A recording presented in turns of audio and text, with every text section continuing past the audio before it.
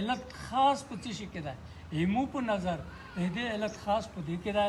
چې تاسو په اتحاد په اتفاق وخت تېروئ په اتحاد په اتفاق یئ و انشاءالله د دې د اتحاد او د اتفاق د وجې نه تاسو خدای کامیاب سوتلی یئ خدای کامیاب یئ نو روغله یوه خبره دا یود ولره دا کیسه دقیقه په دماغ کې وسوته د خپل ملګري سره په دغه کې په دغه شکل وخت تېر کا دا د فارسي یو بیت دی سعدي صاحب شاید یلی وي شاعر یې نه دی درته معلوم وی چو عزیز که از در او سر بتافت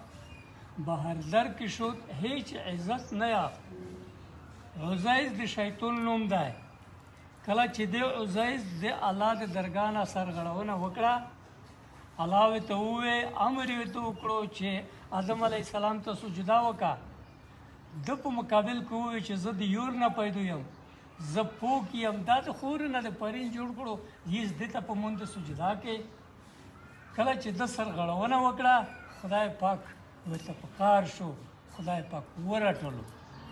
کله چې خدای ورټلو به هر در کې شد هیڅ عزت نه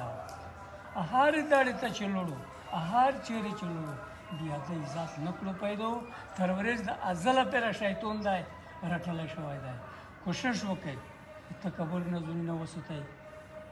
د کبر نه زړونه وساتئ داسې چې ونه چې نن میش د جهان په سویا لګیایي د جهان په سویا و خلق پیژني کله داسې وي خدای د ونه کړي خدای د ونه کړي چې په ډېر معمولي حرکات تاسو نه خدای ناراضه شي دا هر څومره څه چې تاسو ته خدای درکړي دي په ټول په سات کې د نه وکړي دا وخوستی کېږي دا وخولي نو ډېر احتیاط وکړئ ډېر کوشش وکړئ په خپل وخت تېري په خپله شپه ورځ کې په ښه صدقه سره وخت تېر کړئ اخلوص ډېر وکړئ اخلوص ډېر که د ملک په سویا دی که د وطن په سویا دی که د کلي قوم په سویا دی که د اسلام په سویا دی چې اخلوص د سره موجود نه وي کامیابي نشته کله چې اخلوص د سره موجود و صداقت د سره موجود و خدای پاک په هره موقع کامیابي درکوي ومن الله توفیق ډېره مننه شروع سره ده نو دا ویډیو شاید ډېر خلک هم وکسي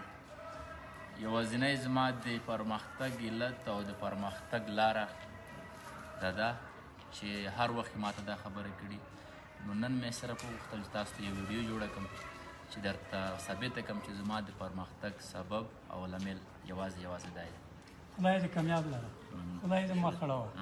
خدای د هر ځای کې چې وي کامیاب دی ښه شول